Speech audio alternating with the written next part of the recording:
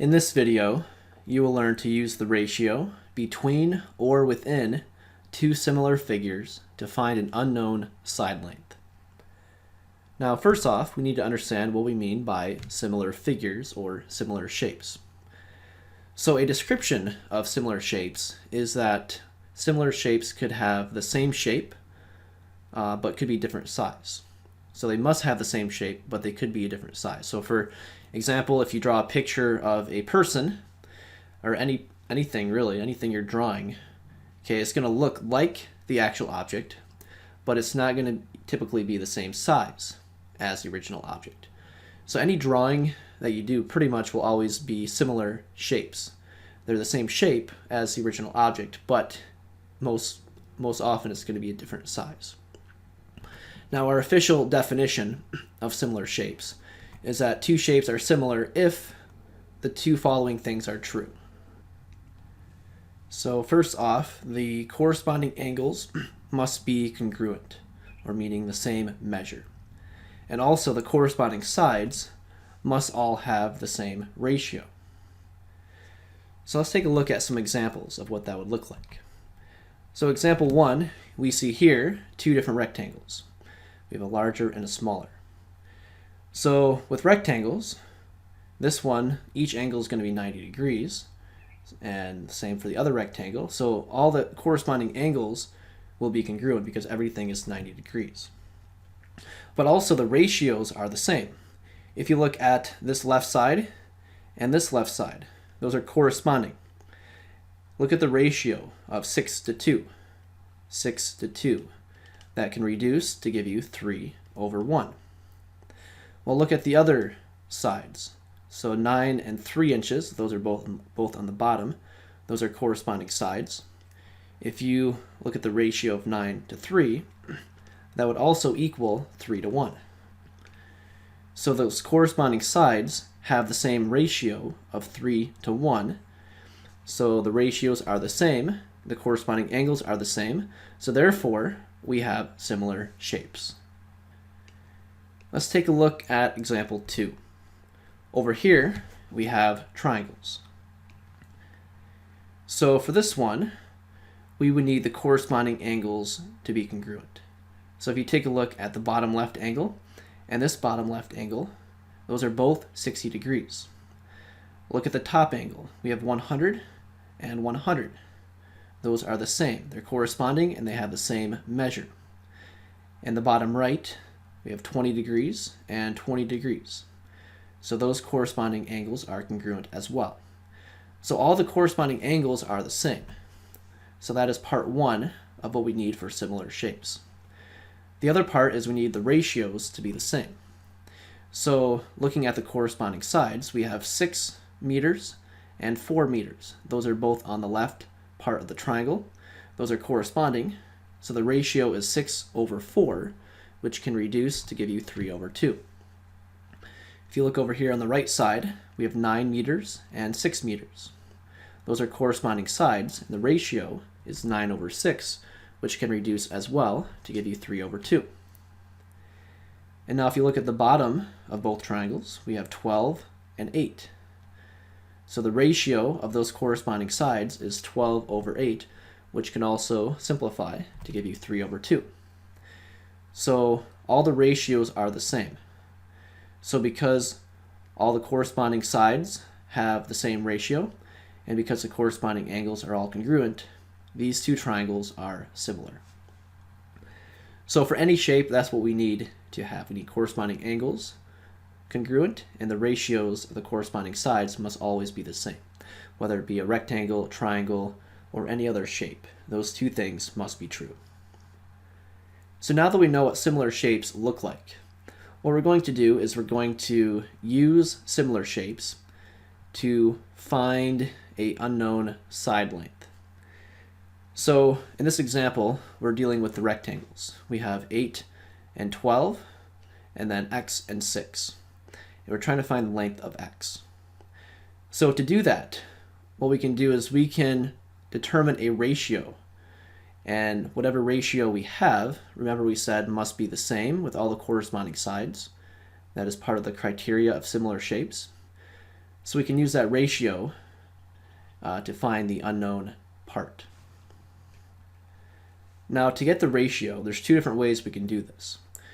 The first way is by using the ratio between the two different shapes.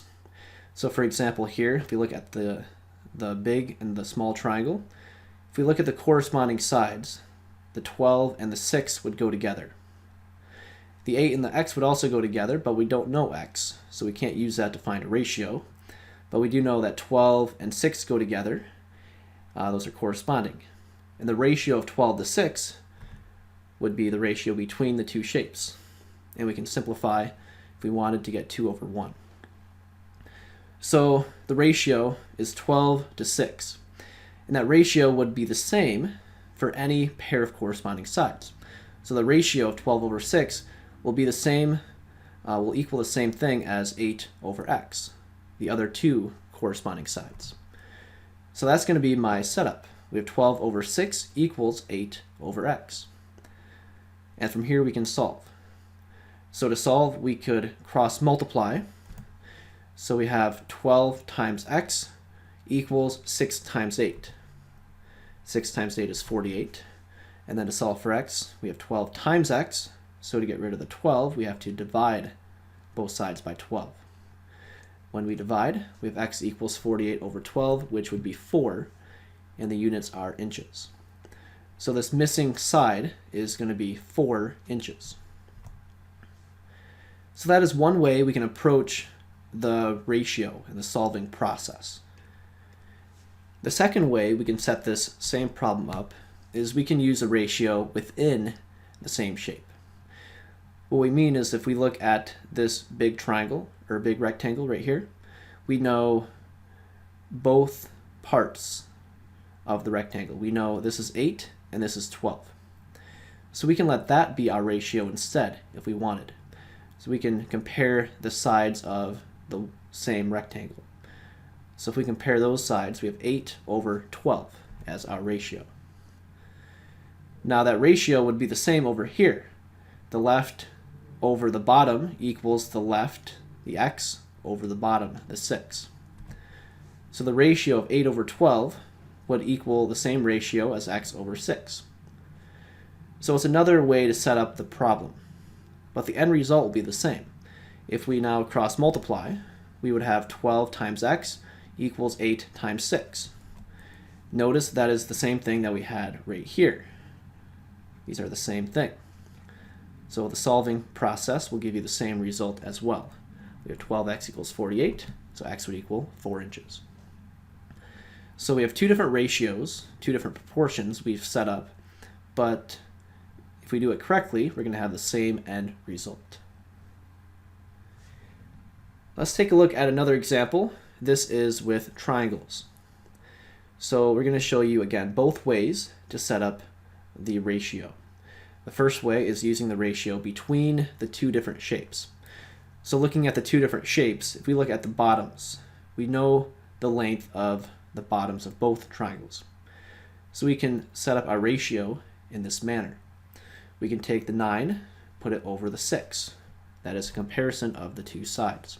9 over 6. Now remember, with similar shapes, the ratio between corresponding sides will always be the same.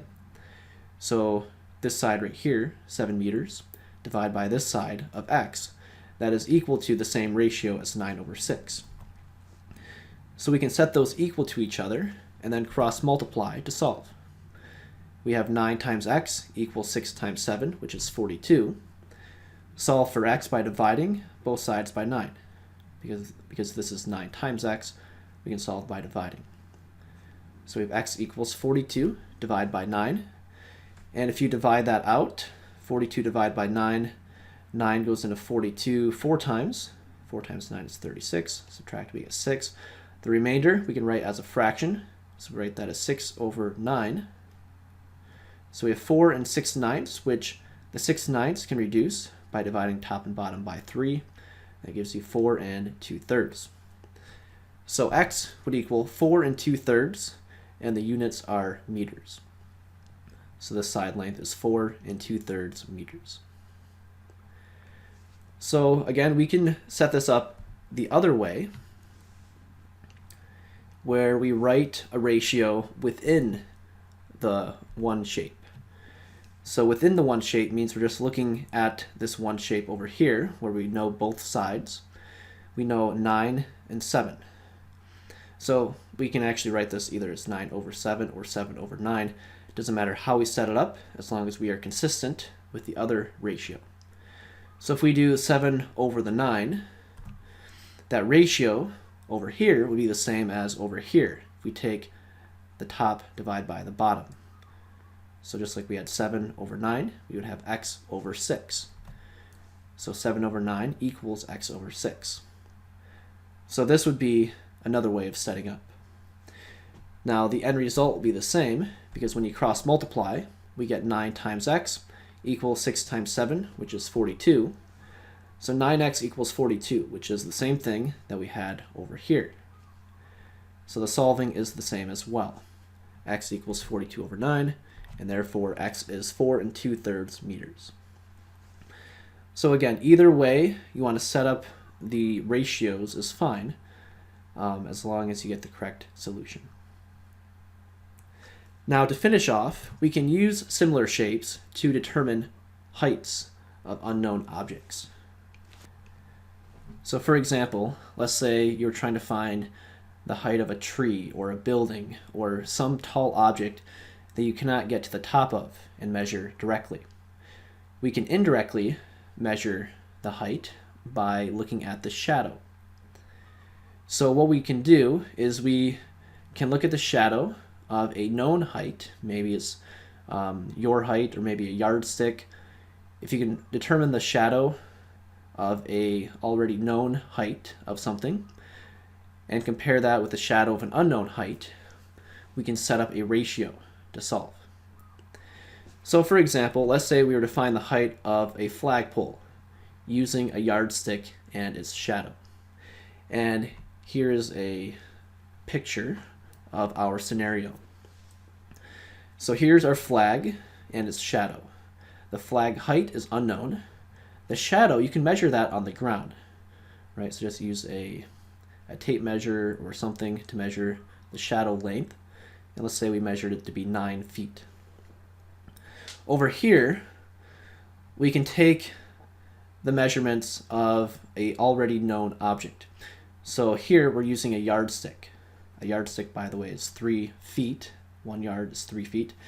So this yardstick, or 3 feet, has a shadow that is measured to be 2 feet.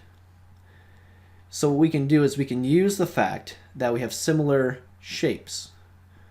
Okay?